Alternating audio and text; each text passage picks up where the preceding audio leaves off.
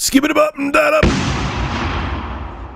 What's going on, guys? Rich, Review Tech USA, putting up another video. I'm going to show a benchmark of Batman Arkham City with the Asus G750J gaming laptop. For people who didn't see my first video, which is called "My Next Gen Console Has Already Arrived," which was a joke title. People need to relax with that. This has an Intel Core i7, a quad core, not a dual core i7. It's the Haswell. It's the newest chip from Intel. It has a GeForce GTX 765, terabyte hard drive, 8 gigabytes of RAM, expandable to 32, and also has a separate drive bay. I think I am going to get an SSD for this. But anyway, people ask me, you know, Rich, I know you're not really using it for gaming, which is true. I'm going to game, if I play like 2 games on this thing a year, it'll be a lot. I bought it more for the fact it'll be great with audio and video editing, but I want it for gaming. How does it perform with gaming? So a lot of people don't like this software, I noticed, but I actually like it. This is the NVIDIA GeForce Experience. It works. I have this machine. This is my secondary machine, the Asus, and I have my desktop over there near my workstation. And it seems to work well on both. And I like the fact that it kind of goes through all the BS for you and says, hey, you have this GPU. These are the best settings for you to have. If you want a smooth experience, you know, you're going to have ambient occlusion off, but you could have tessellation on, or you could have physics off, but you could have light shafts on. So I had it optimized. I had a GeForce Experience, optimized Batman Arkham City. These are the settings that it has. I don't know if you can see it here. I'll zoom in a little bit. Just in case you can't. Ambient occlusion is on for Batman Arkham City, by the way. Anti-aliasing is FXAA is on high. Detail level is extreme. DirectX 11 features are off, which I kind of assume they would be, because even with high-end cards, because this game is poorly optimized for the PC, DirectX 11 features make the game run like crap, even if you have a decent rig.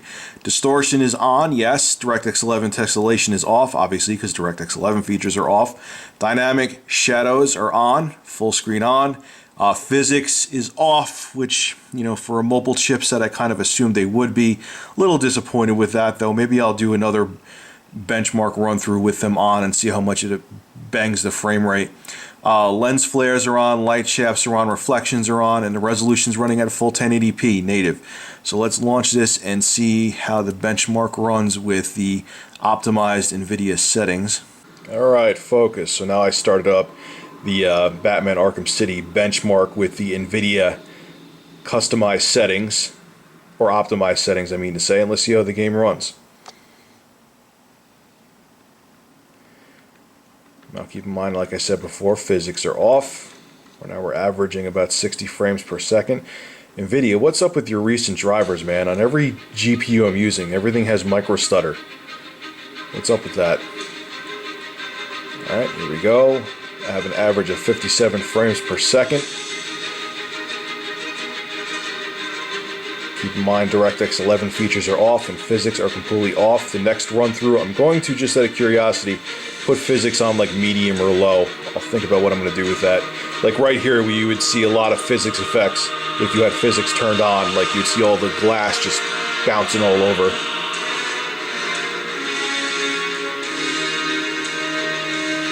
Alright, over here this would be showing off the tessellation, but that's turned off, so this scene is kind of pointless.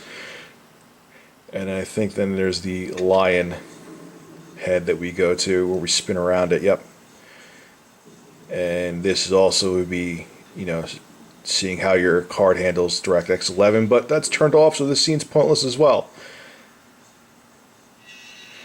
But the game still looks great with the optimized settings from NVIDIA. And we're running at a full 1080p on a laptop that you could put in your backpack and take it with you. It's not light, but you could do it. So it's still pretty damn impressive. Now let's go through another run through with physics on, and maybe I'll even put DirectX 11 on too. Yeah, I'm going to put DirectX 11 on. See you guys in a second. Okay guys, this is a second run through of the benchmark on the laptop. This time it is with DirectX 11 features on normal and physics on normal. So I'm really asking a lot from this GeForce GTX 765M mobile chipset. So let's see what happens. See how much of a bang in performance there is. All right, so right now we're at a flat 30. Now we're at 29 frames per second. This is with physics on.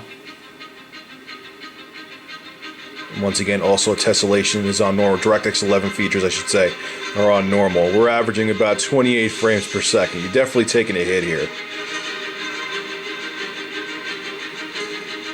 I mean, it still looks playable, though. I mean, it looks like it's at the same frame rate that it would be on consoles. And, you know, it's not me taking a stab at consoles. It's just saying, you know, games on consoles run about 30 frames per second.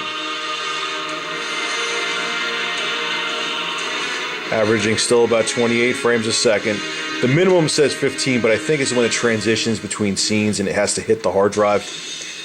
Alright, so looks nice and smooth around the plant with the tessellation. Let's see the lion's head. The lion's head even chokes my main rig sometimes. So let's see what happens when it spins around the lion's head with tessellation. Yeah, they're getting that micro stutter, but that's NVIDIA's damn drivers right now.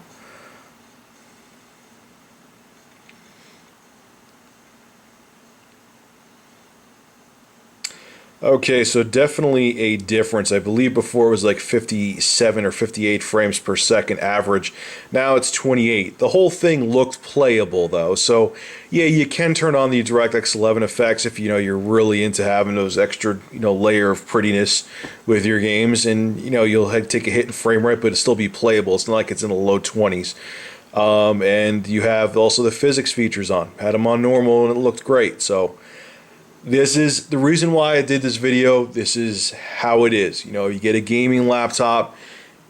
So if you're getting this just for gaming, here's the reality of this. This isn't a review of this laptop, but I know some people are going to watch this, and you may be on the fence, like, a portable gaming rig, that'd be badass. I was thinking about getting a gaming desktop, but man, that's pretty sweet. Here's the reality of it. You're going to be spending more and getting less. Okay, so if you're just gaming on here and you're not going to be on the go a lot, I got to be real with you, man. I would put you're better off putting your money into a gaming desktop. You would get, for the price this is, you could get like a Haswell i7 high-end processor with I don't know how much the 780s are right now. Let's say a 770 just to shave a couple bucks off. You could put 16 gigs of RAM, an SSD drive, and a secondary like 2 terabyte drive, and you may be like $100 more than this, or probably less. So what you're paying for with this is you're getting what you're paying for with the laptop, I should say, is you're getting a powerful machine, all right, in a portable package.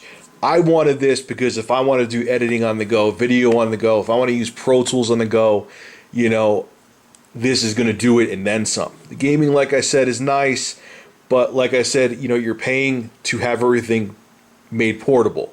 So on top of it too, you're going to get some sacrifices. The 765M chipset, is not, even though it says 765, it's not going to hold a candle up to a desktop GTX 760.